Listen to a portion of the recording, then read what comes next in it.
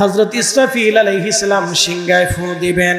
সিংহায় ফু দেওয়ার সঙ্গে সঙ্গে আমার রব বললেন, ইদাস সামাউ ফাতারাত ওয়া ইদাল কাওয়াকিবু তাসারাত ওয়া ইদাল বিহারু ফুজ্জিরাত ওয়া ইদাল কুবুরু বুসিরাত আলিমাত নাফসুম মা কদ্দামাত ওয়া আখখারাত।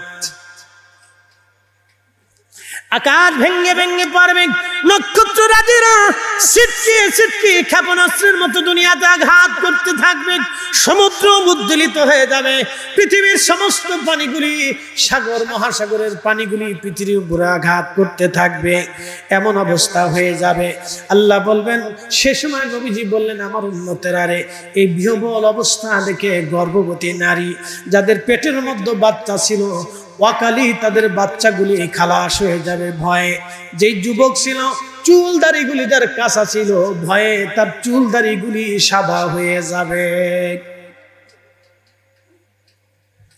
আল্লাহ নবী বললেন, উম্মতের আরে সেই দিন পশু পাখি আর মানব দানব একত্রিত হয়ে যাবে, কেউ কাউকে আক্রমণ করবে না। ধনীরা দেখবে ভূগর্ভস্থ থেকে সোনা দানা বের হয়ে আসে। ধনীরা বলবে, হায় হায়, যে সোনা দানার জন্য আমরা এত বছর লড়াই করলাম, সেই সোনা দানা আজকে নেওয়ার মতো কি নাই, কি না ভুল করেছিলাম।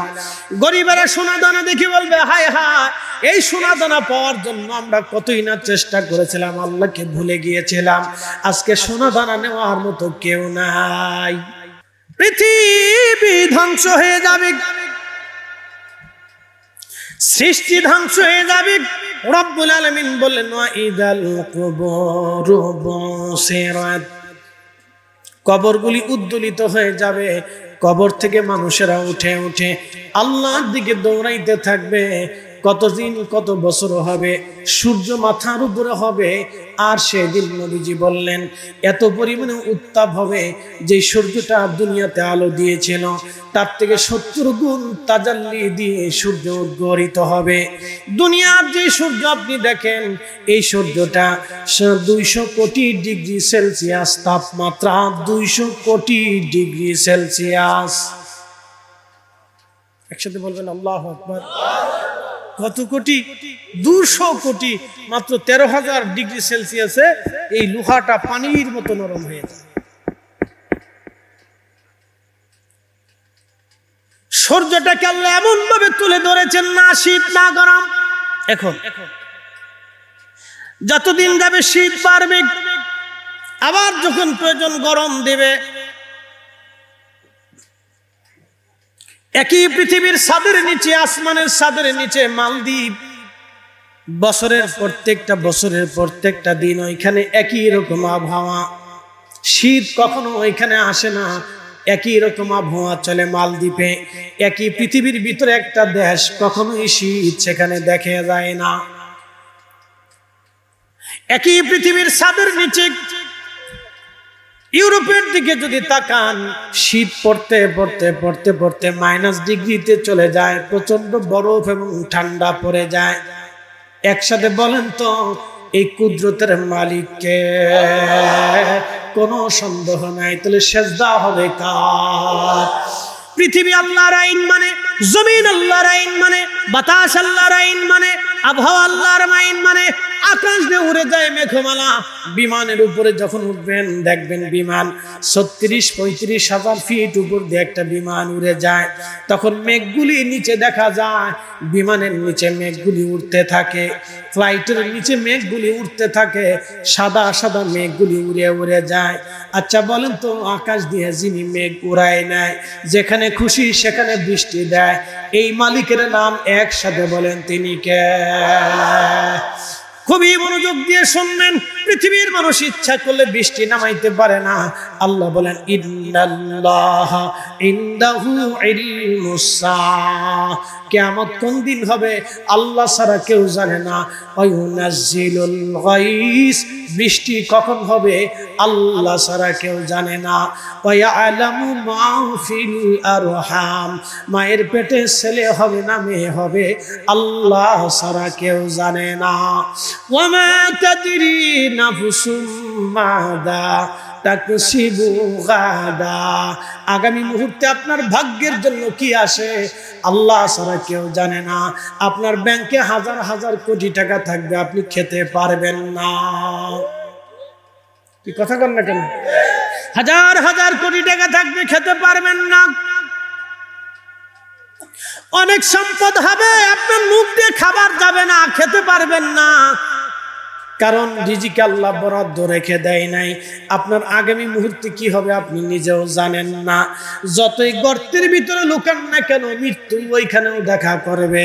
যতই সাগরের নিচে পালান না কেন, মরণ ওইখানে আপনার সাথে সাক্ষাৎ করবে।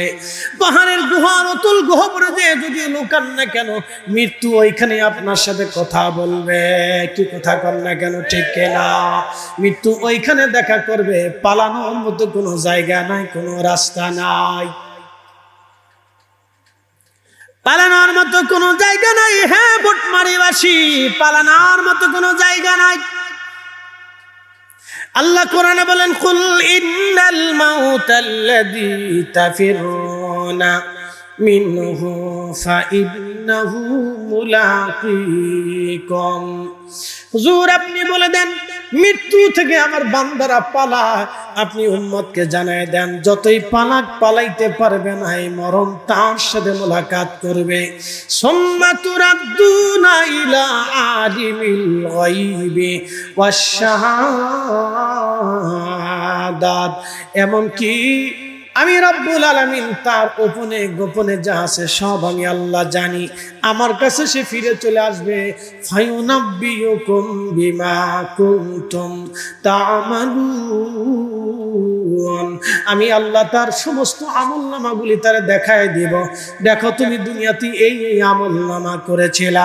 আজকে একটা কথা বলে দিয়ে যাই, সারা রাত ওয়াজ শুনলেন, ওয়াজ শুনে যাওয়ার পরে চিন্তা করলেন ফরিদি হুজুরের ওয়াজ ভালো, সুন্দর ওয়াজ করলেন, আজকে আর নামাজ ছাড়ব না। আমার মতো সুন্দর একটা পাগড়ি মাথায় দিলেন, জুব্বা গায়ে দিলেন। এরপরে আপনি সুন্দর একটা যাই নামাজ বিছাইলেন, আতর গোলাপ লাগাইয়া আল্লাহর ঘর মসজিদে চলে গেলেন। মসজিদও সুন্দর, যাই নামাজও সুন্দর, জুব্বাও সুন্দর, পাগড়িও সুন্দর, আপনার আতরের সুঘ্রাণটাও সুন্দর। আপনি সারা রাত নামাজ পড়লেন, তাহাজ্জুদ পড়লেন, ফজর পড়লেন, কিন্তু আপনার ওযু নাই। জোরে বলেন না, না একসাথে বলেন হবে। যদি তা না হয় তাহলে মনে রাখবেন, হালাল খাবার ব্যতীত ইবাদত কবুল হবে হিসাব শেষ। সারা ওয়াজ যদি না নিতে পারেন তো এই একটা ওয়াজ বাড়ি পর্যন্ত নিয়ে চলে যান। এই সন্ধ্যা থেকে আমরা হুজুররা যত ওয়াজ করে আপনাদেরকে বুঝাইছি, যদি একটা ওয়াজ বাড়ি পর্যন্ত না নিতে পারেন তো এই একটা ওয়াজ বাড়ি পর্যন্ত নিয়ে যান, যে হালাল খাবার ব্যতীত ইবাদত কবুল হবে না, এই কথাটা বাড়ি পর্যন্ত নিয়ে যান। আল্লাহ কবুল করুক, সকলে বলেন আমিন। একদিন মাটির ভিতরে হবে ঘরে, মন আমার কেন বান্ধ দালান ঘর। মিথ্যা বলবেন না, চগলখুরি করবেন না, মানুষ ঠকাবেন না। আমি মালয়েশিয়া গেলাম, হাই হাই বাথরুম করার পরে 1 টাকা দিলাম, কিন্তু সেই বাথরুমের সামনে টেবিল পড়ে আছে, টাকার বাক্স পড়ে আছে, কিন্তু যিনি টাকা নিবে তিনি নাই। বুঝছেন? টাকার বাক্স আছে, টেবিলও আছে, যিনি টাকা নিবে তিনি। আমি বললাম, জিজ্ঞেস করলাম কি ব্যাপার? টাকা আছে, আবার বক্সের ভিতরে, বক্সের মুখ খোলা, ভিতরে টাকাও আছে, রিঙ্গিতও আছে, বাক্সও আছে, টেবিলও আছে, কিন্তু যে টাকা নিবে সে কো। বলে হুজুর টাকা যে নিবে সে নাই, কিন্তু টাকা সবাই দিয়ে যায়। আমি বললাম যদি এটা বাংলাদেশ হতো, হুজুর যদি বাংলাদেশ হতো তাহলে টাকাও যেত, বাথরুমেরও চুরি করে নিয়ে যেত। হ্যাঁ, কত তো সত্য। বাথরুমের কল টল এই আর যা যা কিছু আছে খুলে টুলে নিয়ে গান দুটিতে বিছে গাঁজা কিনে খাইত। Made in Bangladesh. শুনে যা, কোন দেশে বাস। আমি আশ্চর্য হয়ে বললাম, আহা, এদের থেকে আমরা এখনো 50 বছর পিছনে পড়ে দিচ্ছি। মাইন্ডের থেকে এখনো 50 বছর পিছনে পড়ে দিচ্ছি, মাইন্ডের থেকে। যে একটা বাথরুমের টাকা পর্যন্ত তারা মিস করে না। আর বাংলাদেশের ব্যবসার সিস্টেমই ভিন্ন রকম। আমি এক চাচার ওখানে নামাজ পড়িতাম, তখন ছাত্র বয়সে আলিমে পড়ি। তো ব্যবসায়িকরা মিলে ঢাকা শহরে মাঝে মধ্যে ছোট ছোট জামাত করে, তারাবির জামাত, সূরা তারাবি করা, কারণ তারা ব্যবসা বাণিজ্য করে এত টাইম পায় না।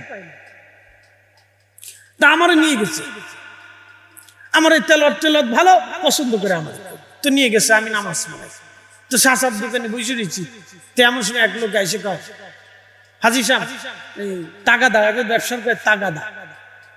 আজকে তো টাকা দেওয়ার কথা, টাকা দেয়। কয় আল্লাহর কসম করে কই, আমার কাছে কোনো টাকা নেই, আজকে পাবেন না, আগামী সোমবারে আসে। পরের সপ্তাহ দেখাই দিছে। পরে শেষে আমি বসে রয়েছি, এখন ইফতার হবে আসরের নামাজের পরে, মাগরিবের আগে। ডয়ার টান দিয়ে টাকা বাইর করে ইফতার কেনার জন্য টাকা দেবে, তার দোকানদারের ওই যে কর্মচারী আছে, ওরে ইফতার আনতে পাঠাবে। তো ডয়ার টান দেওয়ার পরে দেখি ডয়ারের ভিতরে সুন্দর করে ভাঁজ করিয়ে লক্ষ লক্ষ টাকার বান্ডিল সাজায় রাখছে। তা বললাম, কাকা আপনি না বললেন আল্লাহর কসম আপনার কাছে কোনো টাকা পয়সা নাই, এখন দিব্রা ডয়ার বড় টাকা। তোমরা মোল্লা মানুষ, পরের বাদ খাও, ব্যবসার বুঝো কি? Made in Bangladesh. বাকি আনবে বাকি দেবে, বাকি আনবে বাকি দিবে, বাকি আনবে বাকি দিবে। যে বাকি নেয় সে আর ওই দোকানের সামনে দিয়ে যায়। ও দেশের বাথরুমে মানুষ টাকা দেওয়া ভুলে না, আর এদেশে টাকা বাকি নেওয়ার পরে বাকির টাকা ফেরত দেয় না। আমরা মুসলমান আবার নামাজও করি, হজও করি, যাকাতও দেই, জিকিরও করি, কথা কর না। তো কি মুসলমান এবার বুঝে জানো?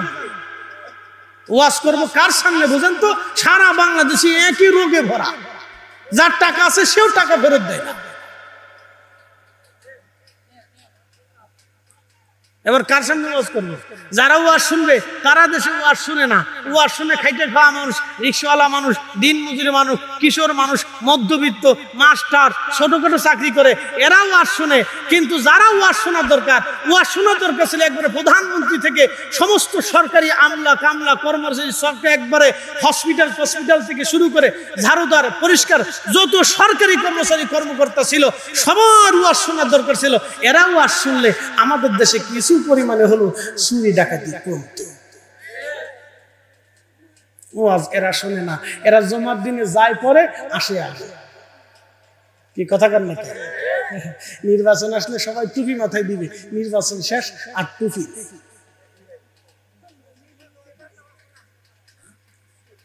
যেখানে যাই সেখানেই পুরিয়ালা। এক নামাজে কয়বার পরে নির্বাচনের সময় আল্লাহ জানে। জামাত যেখানে পাই এখানেই খারাপ যায়, ভোট তো দরকার। যাই হোক, আমি কোনো রাজনীতি করি না, রাজনীতি করি না, কিন্তু এই জন্য আমি এই টুকটাক একটু ধাক্কা দুঃখে মারি, না মারলে তো হইতো না। আমাদের সোজা হইতে হবে, আগে নির্বাচনের সময় কাকে ভোট দিবেন বাছাই করতে হবে, ভালো লোক দেখে ভোট দিতে হবে। কথা কার না, ঠিক কিনা? মার্কা দেখে দিয়েন না, লোক দেখে দিয়েন। যে লোক ইনসাফ প্রতিষ্ঠিত করবে, যে লোক ন্যায় বিচার করবে, যে লোক গরিব দুঃখী মানুষের পাশে দাঁড়াবে, যে লোক অন্যায় মামলা দিবে না, যে লোক মিথ্যা সাক্ষ্য দিবে না, যে লোকের দিয়ে ক্ষতি হবে না, খুন খারাপি মারামারি ধরাধরি হবে না, ওই লোককে দেখে দেখে তারপরে সিগনেচার আগে ভোট দিতে হবে। এই জন্য আমার জীবনে আমি কোনোদিন ভোট দেইনি। বলে হুজুর কারণ কি? আমি লোক খুঁজে পাই না, আমি জীবনে ভোট দিইনি। বলে হুজুর কেন? না, লোক খুঁজে পাই না, কারে দিব? শেষে কিয়ামতের ময়দানে আল্লাহকে বলি, তুমি যারে দিছিলে হে গরু চুরি করছিল।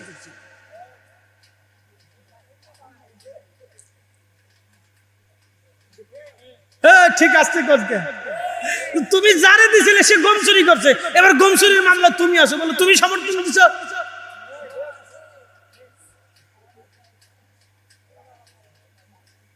এই জন্য হিসাব কিতাব কিন্তু অনেক অনেক হিসাব কিতাব। আল্লাহ আমাদেরকে ভালো মানুষদেরকে নির্বাচিত করার তৌফিক দিক। সকলে জোরে বলেন আমিন। কষ্ট দিচ্ছে আপনাদের? এবার সূর্যের কাছে চলে যায়। সূর্য আল্লাহকে সিজদা দেয়। সূর্যের ওয়াজ করতে করতে কত দূর পর্যন্ত চলে গেছি, এবার চাঁদের কাছে চলে যায়।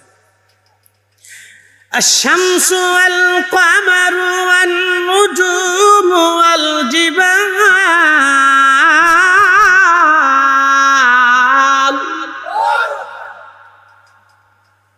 চলবে না? কষ্ট হচ্ছে আপনাদের?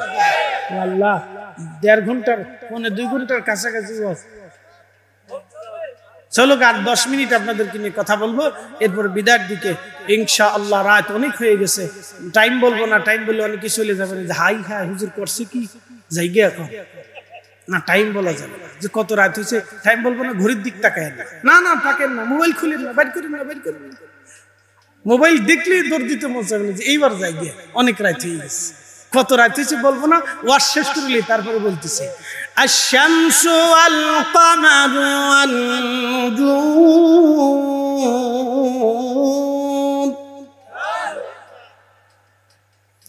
চাঁদ আমাকে সেজদা দেয়।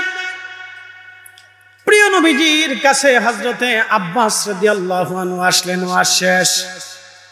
হযরত আব্বাস রাদিয়াল্লাহু আনহু আসলেন। দালাইলুন নবুওয়াত ইমাম বাইহাকি রাহিমাহুল্লাহ লিখেছেন, হযরত আব্বাস রাদিয়াল্লাহু আনহু নবীজির 2 বছরের বড় ছিলেন, আপন চাচা। প্রিয় নবীজির কাছে এসে বলেন, ইয়া রাসূলুল্লাহ, আপনি যেই দিন দোলনায় ছিলেন, পূর্ণিমা রাত চলতেছিল। প্রিয় নবী দুনিয়াতে তশরিফ এনেছিলেন 12 তারিখ দিন যায় রাত সুবহে সাদিকের সময়, 14 তারিখ দিন যায় রাত পূর্ণিমা আসে। হযরত আব্বাস বলেন, হুজুর আমি পূর্ণিমার রাত্রে আপনাকে দেখার জন্য গেলাম, দেখি আপনি দোলনার মধ্যে শুয়ে আছেন, আপনার জননী মা আপনাকে রেখে চলে গেছে, ওই রাতের আধারে আপনি দোলনার মধ্যে শুয়ে আছেন। নবীজি আপনাকে এত সুন্দর দেখা যাইতেছিল, আমি একবার আকাশের চাঁদ আর আপনার চেহারার দিকে তাকাইতেছিলাম। কিরে মুসল্লি রে দিয়ে আরো ঘুমাই না, হাই হাই হাই সর্বনাশ, টাটকা মুসল্লি দিকে এমনি সাইড। হ্যাঁ ও আর শোন বাবা, এদের বয়সে ওয়াজ আমি ওরকম শুনতাম, তোমার শুনতে শুনতে আজকে বক্তা হয়ে গেছে। ছোটকালে চিন্তা করলাম, আমি চিন্তা করতাম এরকম যদি হুজুর হইতে পারতাম, বুঝতে পারছেন? এই জন্য এম ঠিক রাখতে হবে, এম এম এম। এটা যদি ঠিক না রাখেন তো টেকার যতই চাপেন, গুলি যতই বের হয়ে যাক, জাগা মতো লাগবে না। এম ঠিক রাখতে হবে, উদ্দেশ্য কি সেটা ঠিক রাখতে হবে আগে। রাব্বুল আলামিন তার মেহবুব নবীজি ডাক দিলেন, চাচা যান। তারপরে কি বলে, হুজুর আমি কালেমা পড়েছিলাম, একটা ঘটনা আমাকে কালেমা পড়তে উদ্বুদ্ধ করেছিল। বলেন চাচা যান কি কালেমা পড়েছিলেন, কেন পড়েছিলেন? বলতেছি, ইয়া রাসূলুল্লাহ আপনি দোলনার মধ্যে ছিলেন, আমি লক্ষ্য করলাম আপনি আকাশের চাঁদের দিকে তাকান, একবার হাসেন আবার কাঁদেন, একবার কাঁদেন আবার আপনি হাসেন। আমি আরো লক্ষ্য করলাম আপনার কচি হাত মোবারক যেই দিকে আপনি লড়াইতেছিলেন, আমি দেখি আকাশের চাঁদ আপনার হাতের ইশারায় দুলতেছে। শরম করবেন না, আল্লাহ চোখে নূর দিলেন, চোখে নূর দেওয়া, এই নূর দিয়ে আল্লাহর কোরআন শরীফ আমাদেরকে শিখতে হবে, কোরআন আমাদেরকে পড়তে হবে। বাজান ভালো করে শুনে যান, আল্লাহ রাব্বুল আলামিন বললেন, আশ-শামসু ওয়াল কামারু বিহুসবান, সূর্য তার নির্দিষ্ট কক্ষপথে পরিভ্রমণ করে, চাঁদ তার নির্দিষ্ট কক্ষপথে পরিভ্রমণ করে। সূর্য চাঁদের পথে আসে না, চাঁদ সূর্যের পথে যায় না। সূর্য আল্লাহর দেওয়া সীমানা অতিক্রম করে না, চাঁদ আল্লাহর দেওয়া সীমানা অতিক্রম করে না। আশ-শামসু তাজরি লিমুস্তাকাররিন লাহা, আয়াতে কারিমা নাজিল হয়ে গেল সূরা ইয়াসিন। আল্লাহর নবী সাহাবীরা নবীদের সামনে বসে আছে। প্রিয় নবী জিজ্ঞেস করলেন, সাহাবীরা তোমরা কি জানো সূর্যটা কোথায় যে ডুবে যায়? সাহাবীরা তোমরা কি জানো সূর্য কোথায় যে ডুবে যায়?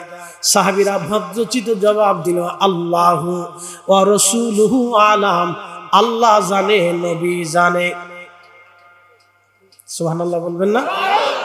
আল্লাহ জানে না, ভয় নাই, এটা সাহাবীদের আকীদা। আল্লাহু ওয়া রাসূলুহু আলাম। সহিহ বুখারী থেকে দুনিয়ার যতগুলি হাদিসের কিতাব আছে, আমার ঘরে প্রায় 10টা হাদিসের কিতাব আছে। জামিউল আহাদিসের মধ্যে 60,000 হাদিস আছে। আমার ঘরে আছে হযরত মুসনাদ আহমদের ভিতরে 26,000 হাদিস আছে। আমার ঘরে আছে মুসান্নিফ ইবনে আবি শাইবার ভিতরে প্রায় 40,000 হাদিস আছে, আমার ঘরে আছে। পৃথিবীর সবচেয়ে বড় বড় হাদিসের কিতাবগুলির ভিতরে যত হাদিস পাবেন, নবীজি জিজ্ঞেস করলেন সাহাবীরা কবরে কি হয় জানো? জবাব দিল আল্লাহু ওয়া রাসূলু আলাম, আল্লাহ এবং তার রাসূল জানে।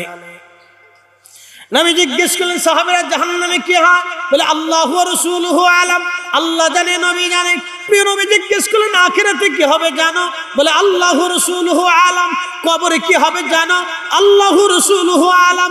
অতীতে হযরত মুসা নবীর জীবনে কি হয়েছিল জানো? আল্লাহু রাসূলুহু আলাম। দাউদ আলাইহিস সালামের কেমন সুর ছিল তোমরা কি জানো? আল্লাহু রাসূলুহু আলাম। মুনকার নাকির কিরামান কাতিবিন তোমাদের জীবনে আছে, আল্লাহু রাসূলুহু আলাম। কবরে আযাব হবে তোমরা কি জানো? আল্লাহু রাসূলুহু আলাম। ফুলসিরাত পার হতে হবে তোমরা কি জানো? আল্লাহু রাসূলুহু আলাম। একসাথে বলবেন আল্লাহু আকবার। ভটমারিবাসী, কালীগঞ্জবাসী, লালমনিরহাটবাসী, সূর্য যে যে আল্লাহর আরশে মুআল্লার নিচে যে আল্লাহকে সিজদা দেয়, তাসবিহ পড়ে, আর দিকে বলেন আপনি অনুমতি যদি দেন আপনার পৃথিবীবাসীর জন্য আমি আলো নিয়ে ফিরে যাব। আপনি জানেন না 13 লক্ষ পৃথিবী এক জায়গা করলে যত বড় হবে, একটা সূর্য হলো তত বড়। এই পৃথিবীর ভিতরে 7টা মহাদেশ আছে, 7টা মহাসাগর আছে। যে সাগরের কিনারা আপনি খুঁজে পাবেন না, 7টা মহাসাগর আছে, 7টা মহাদেশ আছে। এই দেশগুলির ভিতরে বিরাট বড় বড় আপনার মরুভূমি আছে। এই মহা পৃথিবীর ভিতরে আবার ভূমধ্য সাগর আছে, ক্যাম্পিয়ান সাগর আছে, কৃষ্ণ সাগর আছে। এইরকম পৃথিবীর ভিতরে বড় বড় হ্রদ আছে, বড় বড় বিল আছে, হাওর আছে। আহা, বড় বড় পাহাড়ি পর্বত অঞ্চল আছে, বিরাট বড় বড় বাগান আছে। আমাজন জঙ্গল আছে, যে জঙ্গল থেকে পৃথিবীর 25% অক্সিজেন পৃথিবীবাসীর জন্য এক জঙ্গল থেকে আল্লাহ সাপ্লাই দিয়ে থাকে। একবার আওয়াজ তুলে বলা যাবে কি মারহাবা। সেজদা দিবেন আল্লাহকে বিনয়ের সাথে। সূর্য সেজদার মধ্যে পড়ে গেল, রাব্বি অনুমতি দিলে উঠে যাব। আমার রব অনুমতি দেয়। ঠিক ঘুম থেকে উঠে দেখেন নির্দিষ্ট টাইমে সূর্য উঠে যাচ্ছে, কিন্তু শুনে যাবেন একবার শীতকালে সূর্যের টাইমিং পাস হয়, দিন ছোট হয়ে যায়, রাত বড় হয়ে যায়। আল্লাহ বলেন তুলিজুল লাইলা ফিন নাহারি ওয়া তুলিজুন নাহারা ফিল লাইল। রাত থেকে দিন বের করি, দিন থেকে রাত বের করি আমি, রাত্র থেকে দিন আনি, দিন থেকে রাত আমি আনি। দিন থেকে রাত আসে, রাত থেকে দিন আসে। এখানে বিজ্ঞানের কোনো সূত্র নাই, এখানে আল্লাহর সূত্র চলে, আল্লাহর আইন চলে। দুনিয়ার কোন রাজা বাচ্চার আইন এখানে চলে না। কথা কন না কেন? একই বাংলাদেশে ছোট্ট একটা দেশ, 6টা ঋতু হয়। এখন চলতেছে আপনার শরৎকাল, এরপরে আসবে শীতকাল, তারপরে বসন্তকাল, তারপরে গ্রীষ্মকাল, তারপরে আসবে বর্ষাকাল, তারপরে হেমন্তকাল, আবার আসবে শরৎকাল। এইভাবে কালের পরিবর্তন হয়। একই পৃথিবীর মাটির নিচে, মাটির উপরে, একই পৃথিবীতে আপনি যদি যান মালয়েশিয়া, বেশি দূরে যাওয়া লাগবে না, মায়ানমার পার হইলেন, থাইল্যান্ড পার হয়ে যাওয়ার পরে একটা দেশের নাম মালয়েশিয়া। মালয়েশিয়া একটা ঋতুই সারা বছর ভরে চলতে থাকে। আমি মালয়েশিয়ার গেন্তিং হাইল্যান্ডে গেলাম, একেবারে জমিন থেকে 6000 ফিট উপরে। গেন্তিং হাইল্যান্ড পৃথিবীর সবচেয়ে বড় বড় জুয়ারুরা যেখানে বসে বসে জুয়া খেলে। পৃথিবীর সবচেয়ে বড় জুয়ারু গেন্তিং হাইল্যান্ডে যাইয়া দামি হোটেলের মধ্যে তারা ঘুমায়, আর দিনের ভাগে এসে তারা জুয়া খেলে। হাজার হাজার বিলিয়ন ট্রিলিয়ন কোটি টাকা এখানে জুয়া খেলা হয়।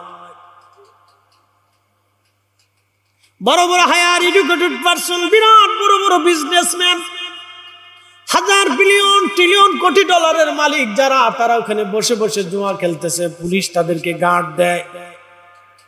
গেন্তিং হাইল্যান্ড খুব ভালো করে শুনে যাবেন, শীতের রাজ্য বলে। এটাকে শীতের রাজ্য বলে। দুনিয়ায় কোনো সময়ের জন্য এখানে গরম পড়ে না, সব সময় ঠান্ডা থাকে। সব সময়ের জন্য গেন্তিং হাইল্যান্ডে ঠান্ডা থাকে। আমি একবারে সর্বোচ্চ উঁচুতে যাওয়ার পরে নিচের দিকে তাকায় দেখলাম একটা হ্রদ দেখা যাচ্ছে, মানে একটা পুকুরের মতো পানির অংশ দেখা যায়। আমি বললাম কি ব্যাপার, পাহাড়ের মধ্যে পানি কেমনে আসলো? বলে হুজুর এখানে আজীবন ধরে পানি এখানে থাকে। আমি বললাম এই জন্যই আল্লাহ পাহাড়ের উপরে পানির ব্যবস্থা করে দিয়েছে, কারণ পাহাড়ে পশু পাখিরা বাস করে, ওরা কোথায় পানি পাবে? সেই জন্য আল্লাহ পাহাড়েও পানির ফায়সালা করে রাখছে। তিনি আমাদের রব। একসাথে পড়েন আলহামদুলিল্লাহি রাব্বিল আলামিন। হয় না?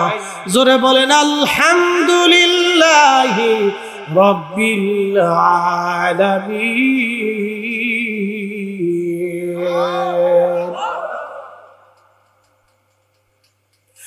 একটু নিচে আসলাম, দেখি চাইনিজদের গড়া বৌদ্ধ মন্দির, বিরাট সুন্দর করে বানানো, শত শত কোটি টাকা খরচ করে পাহাড় কেটে পাহাড়ের কোনায় তারা মন্দির বানিয়েছে। আর আমরা বাংলাদেশি মুসলমানরা মসজিদে গেলে সিরা টাকা দেই, পয়সা টাকা দেই। একদিন আমার মুতল্লি বলল, হুজুর প্রত্যেক জুমাতে আমার মসজিদে হাউজিং হাজার হাজার টাকা ওঠে, 30-40 হাজার টাকা ওঠে, শুধু হাত কালেকশন, হ্যান্ড কালেকশন এরকম পর্যন্ত আসে। আমি মুতল্লি বলল, হুজুর আপনি একটু বলে দেন যাতে মানুষ সিরা টাকা না দেয়, যত ফসার সিরা টাকা মসজিদে দিয়ে যায়। আমি বললাম যারা সিরা টাকা ফসা টাকা মসজিদে দিয়ে যান তারাও নেকের মধ্যে সিরা নেকি ফসা নেকি পাবেন। খাদেম এসে বলে, হুজুর আপনি আমাকে কিছু দিবেন? বলে কি চাও তুমি? বলে হুজুর আমার জন্য একটা দোয়া করে দেন। বলে আমার খাদেম কি দোয়া চাও বলো? খাদেম বলল, হুজুর আপনি দোয়া করে দেন আল্লাহ যেন আমার সম্পদে এবং সন্তানে বরকত দেয়। নবীজি বুঝতে পেরেছে, ছোট্ট করে মুস্কি হাসি দিয়ে প্রিয় নবী হাত বাড়াইলেন, আল্লাহ আমার খাদেম দোয়া চায় সন্তানে এবং সম্পদে তুমি আমার খাদেমকে বরকত দিয়ে দাও। দোয়া করতে দেরি হয়েছে, আসমানে দোয়া পৌঁছাইতে দেরি হয় না। আল্লাহ এত পরিমাণে সন্তান দিলেন, দিতে দিতে আল্লাহ 100টা সন্তান দিয়েছিলেন।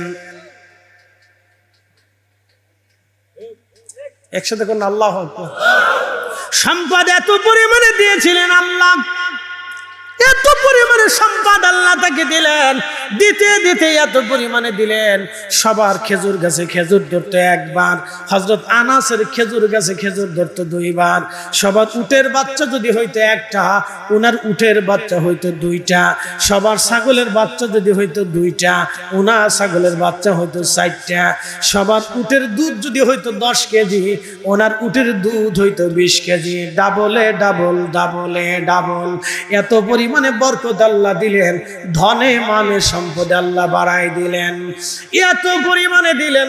নবীজির খাদিম যখন বৃদ্ধ হয়ে গেলেন, কোরআন শরীফ তেলাওয়াত করতেন সারা রাত। 2 পারা কোরআন উনি বাকি রেখে দিতেন, 28 এবং 29 এবং 30 পারা বাকি রাখতেন। এই 2 পারা বাকি রেখে উনি বাড়িতে ফিরে আসতেন। বাড়ি আসার পরে ওনার সমস্ত সন্তানদেরকে ডাকতেন, নাতিপুতিরা দিয়ে প্রায় 200, 250, 300 জন হবে।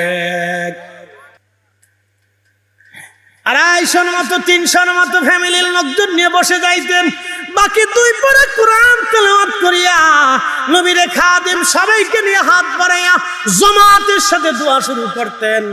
দোয়া করার পরে বলতেন, আমার সাথীরা, আমার সন্তানরা, আমি আমার মাসুক নবীজির পবিত্র জবান থেকে শুনেছিলাম, রাসূল বলেছিলেন কোরআন খতম দেওয়ার পরে যেই দোয়া করা হয়, এই দোয়া আল্লাহর দরবারে সাথে সাথে কবুল হয়ে যায়।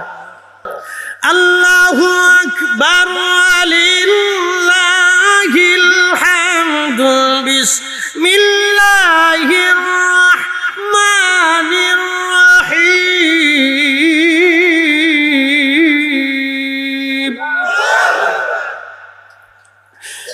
ফামান ইয়ামাল মিসকাল যাররাতিন খায়রান ইয়ারাহু ওয়া মান ইয়ামাল مثقال ذرة شرا يرى নেকের কাজ যত ছোট হোক ছাড়ব না, গুনার কাজ যত ছোট হোক করব না। আয়াতের মর্ম শোনাই দিয়ে যায়, অনুপরিমাণ নেকের কাজ যদি তোমরা করো তার প্রতিদান আমি তোমাদেরকে দিয়ে দিব, অনুপরিমাণ গুনার কাজ যদি করো তার প্রতিদান আমি আল্লাহ তোমাদেরকে দিয়ে দেব।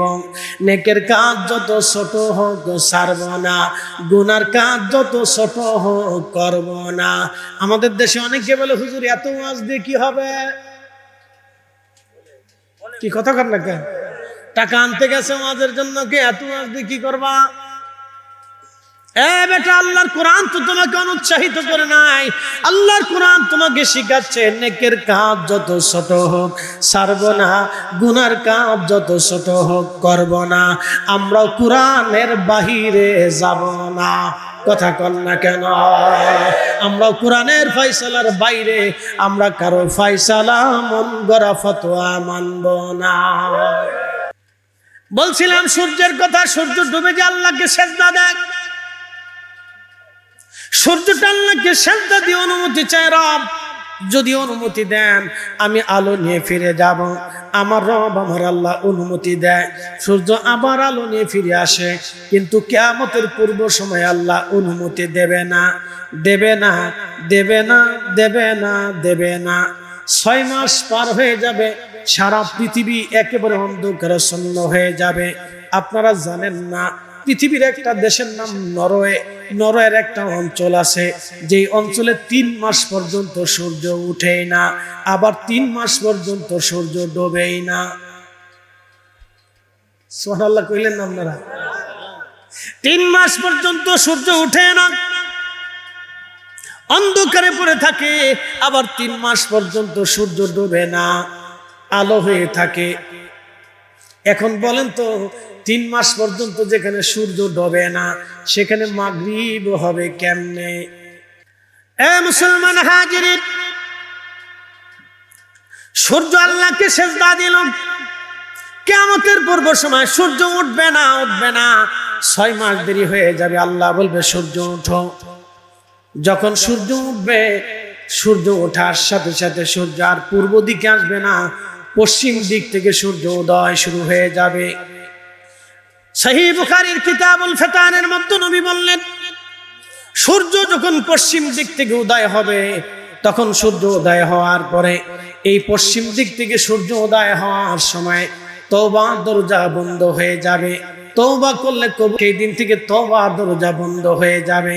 আল্লাহর নবী বললেন, দক্ষিণ মেরু থেকে একটা বাতাস আসবে, তাম দুনিয়ার সব মুসলমানরা সেই বাতাসে রোগগ্রস্ত হয়ে মারা যাবে। এরপরে আল্লাহু আল্লাহ বলে আল্লাহকে ডাকার মতো আর কেউ থাকবে না। সেই সময় ওই যে বর্তমান ইথিওপিয়া, সোমালিয়া এবং কেনিয়া, ঘানা, এই অঞ্চলের মানুষ, এক সময় এই অঞ্চলের মানুষ হলো কালো নিগ্রো। এই সময় এই নিগ্রো একটা টাকলা নিগ্রো, তার পা হবে লম্বা লম্বা, সে একটা কুড়াল এনে খুন্তি এনে কাবা শরীফের প্রত্যেকটা ইট এবং গাঁথনি কুপিয়ে কুপিয়ে ভেঙে ফেলে দিবে। তাকে ফিরানোর মতো আর কোনো মুসলমান দুনিয়াতে থাকবে না। কাবা শরীফের প্রত্যেকটা পাথর সে খুন্তি দিয়ে, শাবল দিয়ে পুটিয়ে পিটে ভেঙে ফেলে দিবে। এক এক আফ্রিকান, ইথিওপিয়ান আফ্রিকান, মাথা হবে টাকলা, দেখতে একেবারে নিগ্রো কালো, পা হবে লম্বা লম্বা পা, চিকুন চিকুন পা। সে কাবা শরীফের প্রত্যেকটা পাথর গুটিয়ে গুটিয়ে ভেঙে একেবারে কাবাকে বিরান করে দিবে। যখন কাবা শরীফ বিরান হয়ে যাবে, তখন আল্লাহ আপনাকে চোখ দিয়েছেন দেখার জন্য। যদি জিজ্ঞেস করি অন্ধ তোমার কাছে পৃথিবী কেমন, বলে অন্ধ বলবে পৃথিবী অন্ধকার। যদি বলেন অন্ধ সূর্য দেখতে কেমন, বলে অন্ধকার। যদি অন্ধকে বলেন অন্ধ আলো দেখতে কেমন, বলে অন্ধকার। যদি জিজ্ঞেস করেন অন্ধ সবুজ দেখতে কেমন, বলে অন্ধকার। কি কথা ঠিক আছে না? তা আপনার আমার চোখের আলো দিল কে? না না হয় না, আরো জোরে বলেন কে দিয়েছে? এই চোখের আলোর নাম হচ্ছে চোখের নূর। এই নূর আল্লাহ দিলেন, যদি একবার চোখ থেকে নূর চলে যায়, পৃথিবীর সমস্ত ডাক্তাররাও গবেষণা করে আপনার চোখের নূর ফিরিয়ে দিতে পারবে না। তাহলে বলেন, নূর দিল কে? নূর নিবে কে? নূর দিল কে? নূর নেবে কে? তো আল্লাহর দেওয়া চোখের নূর দিয়ে আল্লাহর কালাম পবিত্র কোরআন যদি পড়তেই না পারলেন, তাহলে আপনার জীবনের কোনো সার্থকতা এখানে নাই। কথা বলেন ঠিক কিনা? প্রিয় নবীজি, আকাশের চাঁদ আপনার হাতের ইশারায় দুলতেছে। নবীজি, বিষয়টা তো বুঝলাম না, আপনি কি বলবেন? এর মারেফাত কি, হাকিকত কি? নবীজি জবাব দিলেন, চাচা যান, আপনি ঠিক দেখেছিলেন, ভুল দেখেন নাই। চাচা যান, আমি দোলনার ভিতরে মা রেখে চলে গিয়েছিল। একাকিত্বের কারণে আমার কাছে খুব খারাপ লাগতেছিল, খুব খারাপ লাগতেছিল। চাচা যান, ঠিক সেই সময়ে আকাশের চাঁদের দিকে তাকায় আমি কেঁদে ফেললাম। আকাশের চাঁদ আমাকে দেখে আমাকে সালাম দিল, আসসালাতু আসসালামু আলাইকা ইয়া রাসূলুল্লাহ। চিৎকার মেরে জোরে বলেন না মারহাবা। বনের যত পশুগণ ভক্তি করতই দুই চরণ, মেঘমালা ছায়া দিত গায় গো নবীজি, কোন সাধনে পাইব তোমায়। চাঁদ, আকাশের চাঁদ নবীজিকে সালাম দিল। চাচা যান, চাঁদ আমাকে সালাম দিয়ে বলল, হুজুর আপনি না নবী, আপনি কাঁদবেন না। চাঁদের কথা শুনে আমি নবী মুস্কি হাসি দিলাম। আমি হাসতেছিলাম, চাঁদ আমাকে খুশি করার জন্য, হাসানোর জন্য। আমি যেদিকে হাত লড়াইতেছিলাম, চাঁদে ওইভাবে লড়ে লড়ে আমাকে হাসাইতেছিল। জোরে বলা যাবে নাকি মারহাবা? হযরত আব্বাস রাদিয়াল্লাহু আনহু বলেন, হুজুর এই দৃশ্যটা আমাকে কালেমা পড়তে উদ্বুদ্ধ করেছে, কারণ আমি এই দৃশ্যখানা দেখার পরে বুঝেছি এটা সাধারণ কোনো বালক না, সাধারণ কোনো মানুষ না। নবীজি 40টা বছর ধরে আমি গোপন রেখেছিলাম, যখন কালেমার দাওয়াত দিয়েছেন তখনই আমি বুঝতে পেরেছি আপনি নবী। নবী ছাড়া এমন মুজিজা কারো হতে পারে না। আল্লাহর নবী বলেন, চাচা যান, আপনি কি জানেননি চাঁদ কোথায় যে ডুবে যায়? বলে, আল্লাহু ওয়া রাসূলুহু আলাম। দালালুন নবুওয়াত বাইহাকি শরীফের ভিতরে এসেছে। ইমাম বাইহাকি লিখতেছেন, তখন আব্বাস জবাব দিলেন, আল্লাহু ওয়া রাসূলুহু আলাম, আল্লাহ এবং তার নবী ভালো জানে। ঠিক তখনই প্রিয় নবী ডাক দিয়ে বলেন, চাচা যান, এই চাঁদ যেতে যেতে আরশে আল্লাহর নিচে যায়, আল্লাহকে সেজদা দেয়। চাঁদে যখন সেজদার মধ্যে পড়ে তাসবিহ পড়তে থাকে, নবীজি চাচা জানকে ডেকে বললেন, চাচা জান, আপনার ভাতিজা মুহাম্মদুর রাসূলুল্লাহ সাল্লাল্লাহু আলাইহি সাল্লাম আকাশের চাঁদ যখন তাসবিহ পড়ে, আমি মদিনায় বসে বসে সেই তাসবিহর আওয়াজ শুনতে পাই। এক চিৎকার মেরে বলেন আল্লাহু আকবার। এ কান আমাদের আছে জীবনে, এটা নবুয়তের কান। চাচা জান, আমি মদিনায় বসে বসে চাঁদের সেই তাসবিহর আওয়াজ শুনি। আমি মদিনায় বসে বসে চাঁদের সেই তাসবিহর আওয়াজ শুনি। এই জন্য রাসূলকে আল্লাহ বলেন, আলাম তারা, নবী আপনি কি দেখেন নাই, আন্নাল্লাহু ইয়াসজুদু লাহু মান ফিস সামাওয়াতি ওয়া মান ফিল আরদ, আসমানত জমিনত যত যা কিছু আছে সব আমি আল্লাহকে সিজদা দেয়। আশ-শামসু ওয়াল কমারু ওয়ান নুজুম, নক্ষত্র আমাকে সিজদা দেয়, সূর্য আমাকে সিজদা দেয়, চাঁদ আমাকে সিজদা দেয়, অল জিবাল পাহাড় আমাকে সেজদা দেয়। যদি কোনোদিন মদিনাতে যান তো উহুদে চলে যাবেন, প্রশ্ন রাখবেন, ফরিদে হুজুর উহুদে যায় আমি কি করব? হ্যাঁ, উহুদ পাহাড়ের দিকে তাকায় দেখবেন এই উহুদ হলো জান্নাতের একটা পাহাড়। সহিহ বুখারীতে নবী বললেন উহুদ আমাকে ভালোবাসে, আমি নবী উহুদকে ভালোবাসি। আল্লামা ইমাম ইবনে শিব্বা তারিখ ইবনে শিব্বার ভিতরে হাদিস খানা নকল করেছেন। আল্লামা আব্দুল হক মুহাদ্দিস দেলভী আজ্জাজবুল কুলুব ইলা দিরাল মাহবুবের মধ্যে হাদিস খানা লিখেছেন। আল্লামা ইমাম সামহুদি আল ওয়াফাউল ওয়াফা বিদারিল আখবারি মদিনার ভিতরে এই হাদিস খানা লিখেছেন। বন্ধু প্রিয় নবীজি বললেন ভালোবাসে, আমি উহুদকে ভালোবাসি। আলা বিমিন আবওয়াবিল জান্নাহ, এই উহুদ হলো জান্নাতের একটা পাহাড়। আল্লাহর জান্নাতীরা যখন জান্নাতের মধ্যে ঢুকবে, জান্নাতের দরজা দিয়ে ঢুকার সঙ্গে সঙ্গে উহুদ পাহাড়কে জান্নাতীরা দেখতে পারবে। যদি কোনোদিন মদিনাতে যান, উহুদের কাছে যাবেন, সেই যেইখানে নবীজি আহত অবস্থায় উহুদের দন্ত মোবারক শহীদ হওয়ার পরে আমার নবীজি উহুদে আশ্রয় নিয়েছিলেন, আমি সেইখানে গত হজে রাত্রিবেলা গিয়েছিলাম। আল্লাহি বিল্লাহি তাল্লাহি, আসমান ওয়ালার কসম, জমিন ওয়ালার কসম, হায়াত দেনে ওয়ালার কসম, মৃত্যু দেনে ওয়ালার কসম, মুলকের মালিকের কসম করে বলতেছি, যেখানে নবীজি বিশ্রাম করেছিলেন আমরা কয়েকজন সেইখানে গেলাম। রাত্রিবেলা যাওয়ার পরে দেখি বাতাসের ভিতর থেকে জান্নাতের ঘেরান আসে, মধুময় ঘেরান। পৃথিবীর কোনো আতরের সাথে তুলনা চলবে না, ওই ঘেরানের সাথে দুনিয়ার কোনো আতরের তুলনা চলবে না রে বাপ। ওইখানে যাওয়ার পরে দেখি বাতাস থেকে ঘেরান আসতেছে। আল্লাহর মেহবুব নবী আহত হয়ে যাওয়ার পরে যেই ফাঁকা জায়গার ভিতরে বিশ্রাম নিয়েছিলেন, আহা ওই জায়গাটা সিমেন্ট দিয়ে সরকার ঢেকে ঢেকে দিয়েছে। একটু জানালার মতো কাটা ছিল, বর্তমান হয়তো বন্ধ করে দিয়েছে। আমরা রাত্রিবেলা যাওয়ার পরে শুধু ঘেরান আর ঘেরান আসে, আশ্চর্য হলাম। ওইখানে এশার নামাজ আমরা পড়লাম এবং ওইখানে আমরা নফল পড়লাম, দোয়া করলাম। মিলাদ শরীফ পরে মদিনার সবুজ মিনারা দেখা যাইতেছিল, রসুলের দিকে ফিরে আমরা তাকায়া দোয়া করতে লাগলাম। সুঘ্রাণ আসতেছিল, সেই ফাঁকা জায়গা দিয়ে ভিতরে মাথা ঢুকায় দেখলাম ঘেরান কোত্থেকে আসে। আল্লাহি বিল্লাহি তাল্লাহি, যেইখানে নবীজি বিশ্রাম করেছিলেন ওখান থেকে এখনো জান্নাতের ঘেরান উহুদ থেকে আসে। সেই উহুদ পাহাড় হলো জান্নাতের পাহাড়। এই উহুদ পাহাড় জান্নাতের পাহাড়। এই জন্য পাহাড় আল্লাহকে সেজদা দেয়। আমরা না দেখলেও নবীজি দেখতেন পাহাড় আল্লাহকে সেজদা দেয়। সূর্য আল্লাহকে সেজদা দেয়, আমরা না দেখলেও নবী দেখতেন। চাঁদ আল্লাহকে সেজদা দেয়, আমরা না দেখলেও নবী দেখতেন। নক্ষত্রগুলি আল্লাহকে সেজদা দেয়, আমরা না দেখলেও নবীজি দেখতেন। গাছ আল্লাহকে সেজদা দেয়, আমরা না দেখলেও নবীজি দেখতেন।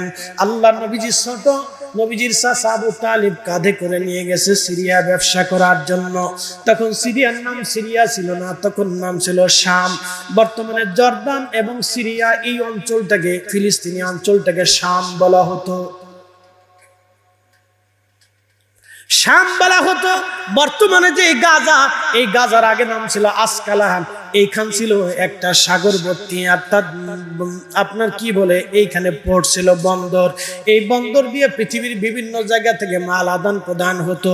আর এখান থেকে আরবের মানুষেরা খাবার দাবার প্রয়োজনীয় সামগ্রী কিনে কিনে সারা আরবে ছড়িয়ে দিত।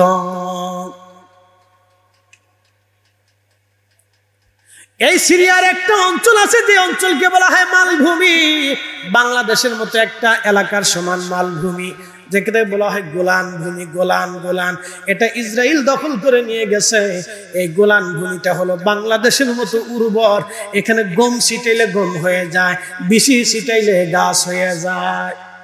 প্রচুর পরিমাণে জয়তুনের তেল হয়, অনেক ফলমূল দিয়ে এই পুরা গোলান ভূমিটা মালভূমিকে বলা হয়। প্রচুর পরিমাণে ফসল এবং ফলমূল হয়। এখানকার ফলমূল দিয়ে সারা আরব জাহান তখন চলত। এই জন্য মানুষ এই অঞ্চলে ব্যবসার জন্য যাইত, আরবরা। আল্লাহর নবীকে নিয়ে যাচ্ছেন আবু তালিব, কাঁধে করে নিয়ে যাওয়ার পরে জর্দানের সেই সাহাবী গাছ এখনো আছে। কি আছে না? জর্দানের সেই সাহাবী গাছ এখনো আছে। নবীজি চাচাজানকে নিয়ে রওনা করেছেন। আল্লাহর নবী তখন বালক। রহমতের নবীকে নিয়ে যাওয়া হচ্ছে। যাওয়ার সময় রহমতের নবীকে ওই গাছের নিচে বসাইলেন। ও দূরে একটা গির্জা ছিল, খ্রিস্টানদের গির্জা। গির্জার পাদ্রীর নাম ছিল বুহাইরা।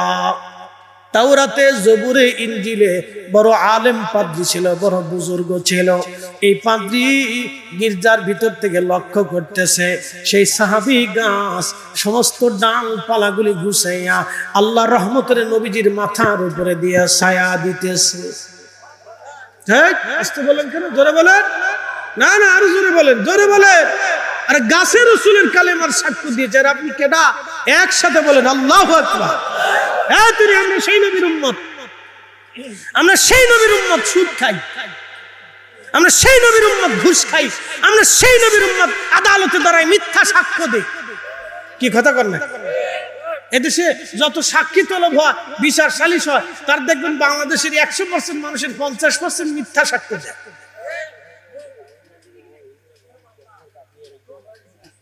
কষ্ট হচ্ছে আপনাদের? বুঝে যান। ওয়াজ কার কাছে করবো? রাত 2টা বাজতেছে, তাহাজ্জুদের সময় চলে আসছে। 2টা বাজার পর থেকে তাহাজ্জুদের ওয়াক্ত শুরু হবে। অনেক ওয়াজ করে ফেলছি। আমরা শ্রেষ্ঠ নবীর উম্মত। কাজী নজরুল চমৎকার করে লিখেছিলেন, শ্রেষ্ঠ নবী দিলাম রে তরিয়ে নিতে রোজাহাসুরি, পথ না ভুলি তাই তো দিলে পাক কুরআনের বাণী, খুদা তোমার মেঘের বাণী। সুন্দর ফুল সুন্দর ফল মিঠা নদীর পানি, খুদা তোমার মেঘের বাণী। সাহাবী গাছ নবীকে ছায়া দিচ্ছে, কেউ বুঝতে পারে নাই, কিন্তু বুহাইরা বুঝে ফেলল। বুহাইরা চিন্তা করলো এই নবীকে দাওয়াত করে খাওয়াতে হবে।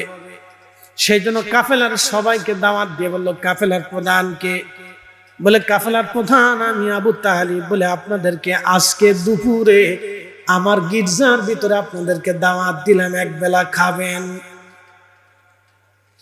আবু তালিব চিন্তা করলো, জীবনেও কোনোদিন এই পথ দিয়ে আমি বহুবার গেছি, এই বুহাইরা পাদ্রী কোনোদিন আমাকে দাওয়াত করে খাওয়াই নাই, আজকে হঠাৎ করে কেন রে বুহাইরা আমাকে দাওয়াত করতে চায়? কারণ কি? নিশ্চয় কোনো রহস্য আছে। তখন আবু তালিব বিষয়টা বুঝতে পারে নাই। বুহাইরা পাদ্রী গির্জার ভিতরে খাবারের ইন্তজাম করা হলো, সবাইকে নিয়ে যাওয়া হলো, কিন্তু আমার রসুলকে পাহারা দেওয়ার জন্য ওই কাফেলার ভিতরে গাছের নিচে রেখে দিয়ে আসা হলো। বুহাইরা পাদ্রী দেখে সব মানুষ আসছে, কিন্তু তার মাসুক আসে নাই, যার জন্য দাওয়াত দিছে সে আসে নাই। কষ্ট হতেছে? শেষ। হুজুর আসবে, দোয়া করবে, আমার কথাও শেষ। কি ব্যাপার? শেখ বলে কে? বলে আপনাদের কাফেলার ভিতরে সবাই কি আসছে? বলে হ্যাঁ। কয় না, এখনো একজন বাকি আছে। সেই শিশুটা কো? যে শিশুটার জন্য আমি আজকে খাবারের ইন্তজাম করেছি। আবু তালিব বলল, সে আমার সন্তান, আমি তাকে নিয়ে আসতেছি। একজনের দৌড়ে নবীজিকে নিয়ে আসা হলো।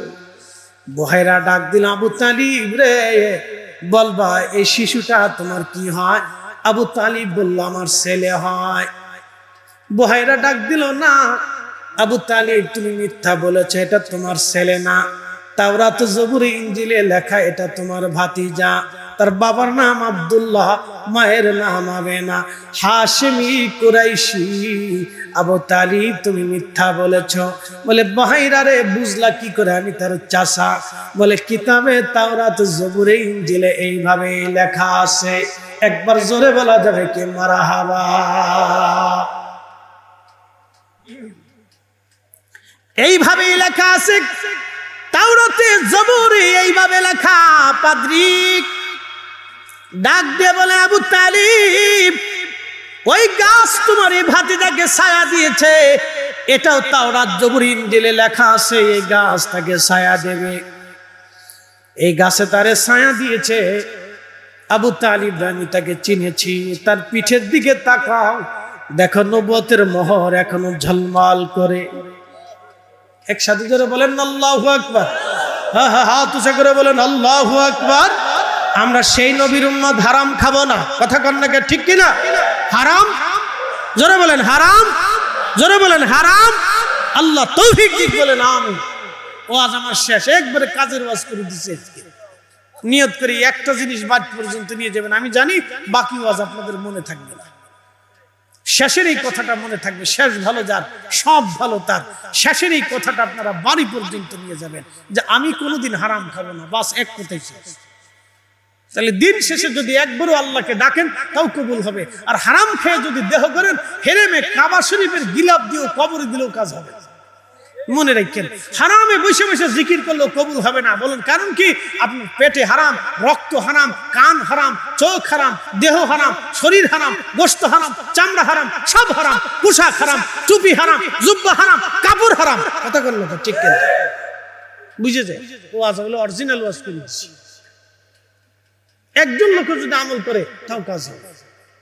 আহা, বহিরা ডাক দিয়ে বলল, আবু তালিব, আপনাকে অনুরোধ করতেছি, মেহেরবানি করে সামনের দিকে আগাবেন না।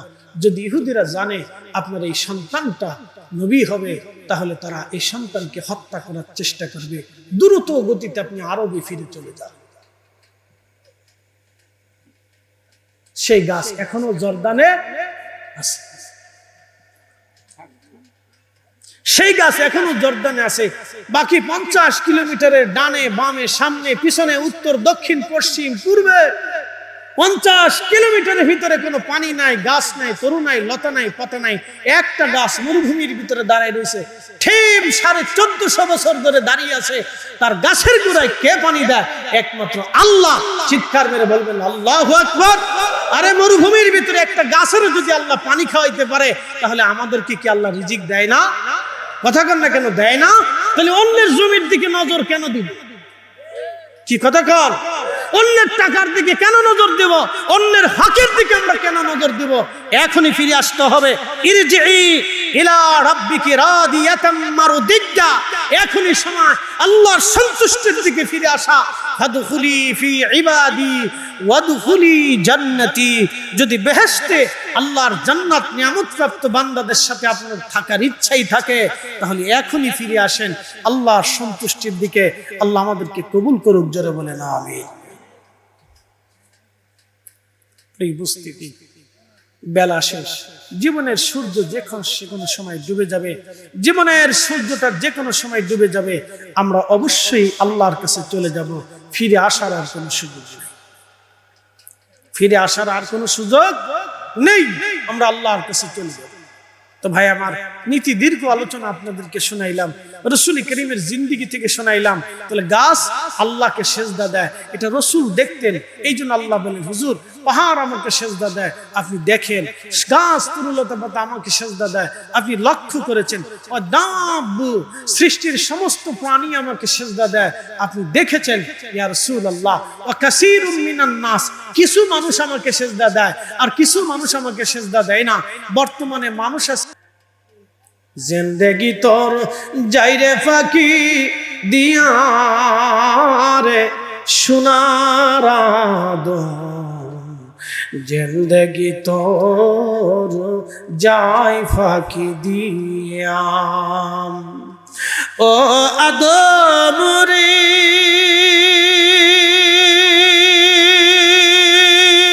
পাগ ধরিয়া গেছে দাড়ি, দন্ত মাসে গুটা চারি,